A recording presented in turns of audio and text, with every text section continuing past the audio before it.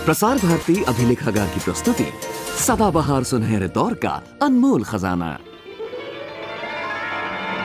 बहनों और भाइयों, मेरे देशवासी बहनों और भाइयों, साथी नागरिकों, बहनों और भाइयों, बहनों भाइयों और मेरे देश के प्यारे बच्चों, संग्रहालय की गलियारों से एक कहानी।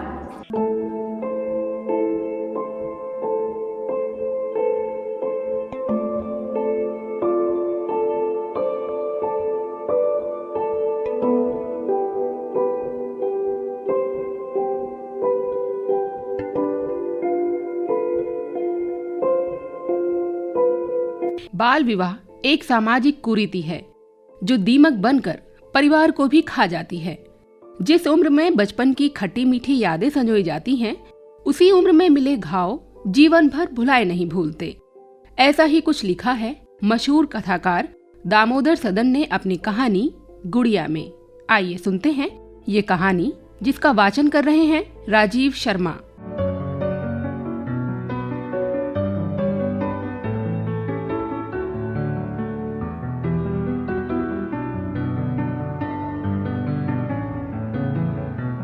मैं जल्दी जल्दी ट्रेन से उतरा था और सूटकेस हाथ में लिए स्टेशन के बाहर आ गया।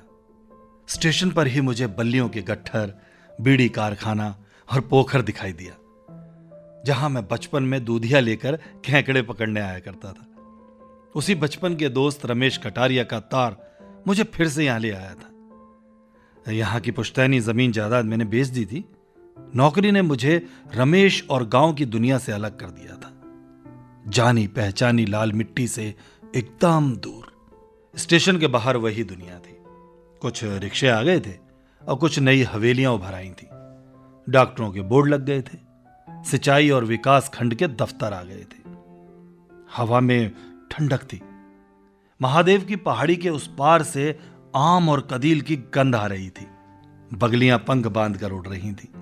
मैं और रमेश हमेशा यहीं घूमने आते थे और जब भी बगलियों को उड़ते देखते तो मैं अपने कंधों को झटकारता था और मुझे चिढ़ाने के लिए वो भी अपने कंधे उचकाया करता था। बचपन की बहुत सी बातें थीं जो मेरे दिमाग में बिजली की तरह कौंध रही थी।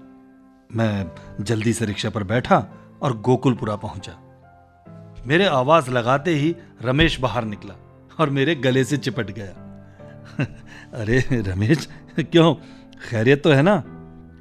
हाँ रे, अब वो गुड्डी की तबीयत बहुत खराब हो गई थी और वो नींद में भी चाचा चाचा बर्राती थी, इसलिए तुझे तार दे दिया।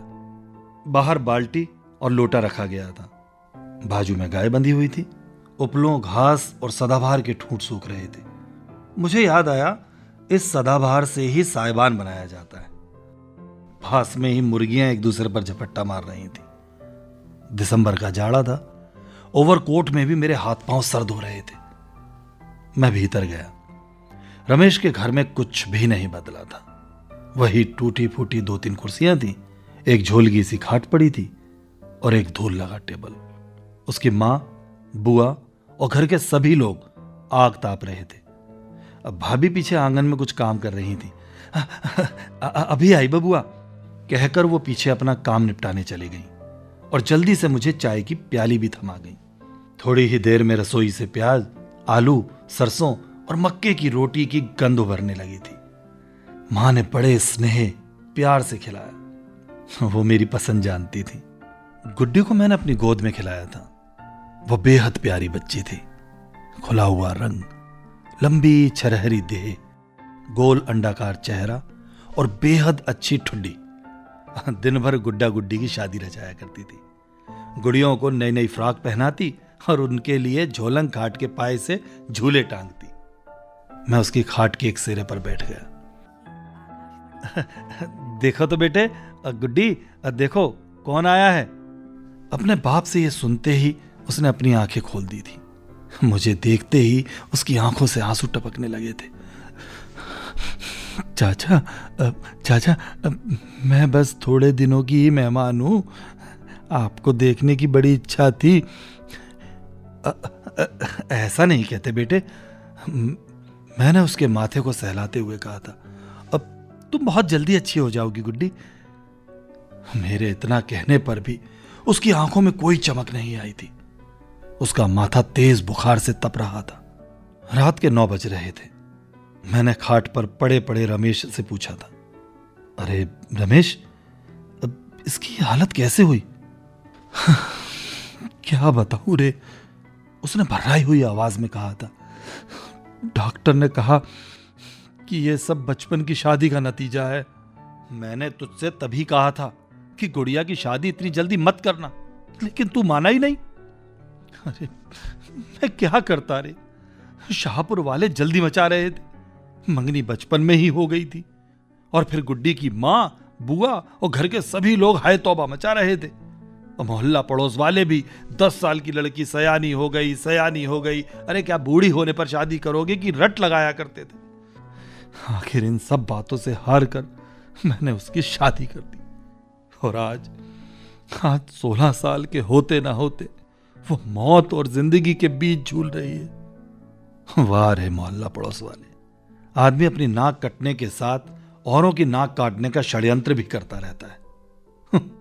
पौधों के फलने फूलने की भी एक जगह होती है रमेश। उसके खेलने कूदने के दिन थे और उसे झोंक दिया तुमने उस लंबे चौड़े कुटुंब में। अरे मोहल्ले वाले कुछ भी कहें, मगर तू तो समझदार था। गुड्डी के लिए मेरा मन रो रहा था, लेकिन ऊपर से मैं मजबूत बना रहा। पल भर में मेरे दिमाग में यह बात कौंध गई, क्या आम आदमी की जिंदगी में पड़ोसियों की बात का इतना महत्व होता है? लोगों ने कहना शुरू कर दिया लड़की सयानी हो गई और रमेश मान गया। क्या उसे इतना भी नहीं मालूम कि लड़की एक खास उम्र में अपने ही घर आंगन और अपनी गुड़ियों और पेड़ पौधों से खेलती है? मैं उस कमरे की छत की ओर देखने लगा जहां मकड़ी ने अपना जाला बुन रखा था। मुझे ऐसा लगा जैसे रमेश मकड़ी के जाल में बेतरह फंस गया था। गुड्डी भी फंस गई थी और उसी में वो दम तोड़ रही है। और मुझे ऐसे लगा जैसे किसी ने उसका सारा खून सोख लिया। और जब वो एकदम निर्जीव हो गई तो उसके ससुराल वाले उसे यहां पहुंचा गए। ये सब कैसे हुआ रमेश? मैंने कांपती हुई आवाज में कहा था। तुमसे क्या छिपाऊं, तुम जानते हो, जब गुड्डी पैदा हुई थी तब हमारे यहां काफी जश्न हुआ था और उसमें वो शाहपुर वाले ठाकुर साहब भी आए थे और उनसे हमारे पुश्तैनी रिश्ते हैं। ठकुराइन ने गुड्डी को अपनी गोद में लेते हुए उसे बहू बनाने की पेशकश की और बाबूजी ने हामी भर दी। और उसके बाद जब गुड्डी 9 साल की हुई तो ब्याह के लिए उनके तकाजे आने लगे और तुमने बिना सोचे समझे शादी के लिए हां कर दी। अरे हां, ये मेरी बहुत बड़ी गलती थी। मुझे यह बाद में मालूम हुआ कि अनेक पुश्तों से उनका परिवार एक ही जगह रहता है। वहां काम करते करते उसका कछुमर निकल गया और दूसरे वो लड़के की बेसब्री ने भी उसकी जान ले ली। और मुझे तो इस बात का अफसोस है कि जब उसकी हालत बहुत संगीन हो गई तो उसने भी उसको कोई तवज्जो नहीं दी। उसकी हालत खराब होने का एक कारण यह भी था कि सब काम निपटाकर रात 10 बजे उसे जो खाना मिलता था उसमें कभी दाल या कभी सब्जी ही नहीं रहती थी। बस कर रमेश, बस कर, अब ज्यादा सुनने की बात नहीं। उस अंधेरे बंद कमरे में मैं कुछ भी नहीं देख सकता था। लालटेन मैंने बुझा दी थी। सोते वक्त मुझे रोशनी पसंद नहीं है। गोबर से लिपा पुता साफ सुथरा घर था। आंगन में गेहूं के ढोले थे। बाहर काफी तीखी हवा चल रही थी। भीतर मैं ब्लैंकेट ओढ़कर पड़ा था। रमेश को मैं देख नहीं सकता था। अब शायद वो रो रहा था, मेरी आत्मा भी रो रही थी। गलत रस्म रिवाज जोंक की तरह हमारा खून चूस रहे थे। मैं सोच रहा था लड़ाई में बम गिरते हैं, सारा शहर खाक हो जाता है, लेकिन ये जोंक हमें धीरे धीरे मौत की ओर ले जाती है। झटके की मौत भली, लेकिन रफ्ता रफ्ता मौत की ओर बढ़ना भयानक होता है। 1-2 रोज मैं रमेश के पास रुका था। गुड्डी के पलंग के पास बैठा रहा। मां ने बताया, गुड्डी हमें कुछ भी बताना नहीं चाहती, लेकिन उसने वहां एक बार हंसिए से अपना गला भी काटना चाहा था। वो तो ऐन मौके पर उसकी हिम्मत जवाब दे गई बेटा। लेकिन एक छोटी सी खरोंच अब भी उसके गले पर है।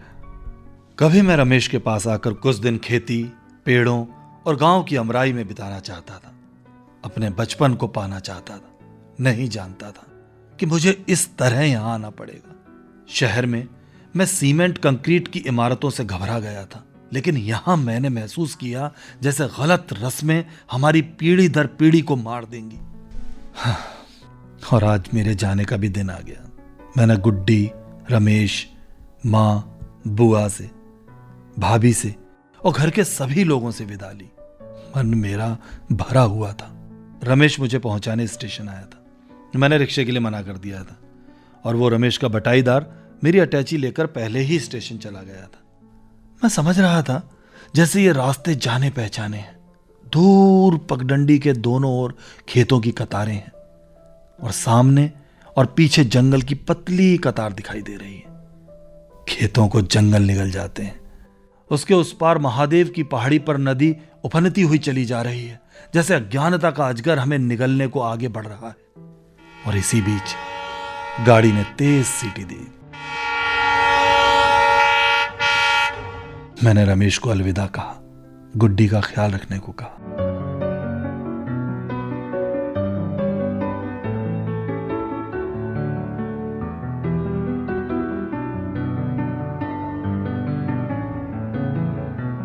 अभी आपने सुनी मशहूर कथाकार दामोदर सदन जी द्वारा रचित कहानी गुड़िया। इसका वाचन कर रहे थे राजीव शर्मा।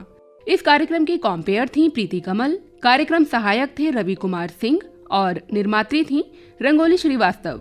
अपनी राय और अपने सुझाव हमसे साझा करने के लिए आप हमें ईमेल कर सकते हैं। हमारा ईमेल आईडी है archives@prasarbharati.gov.in।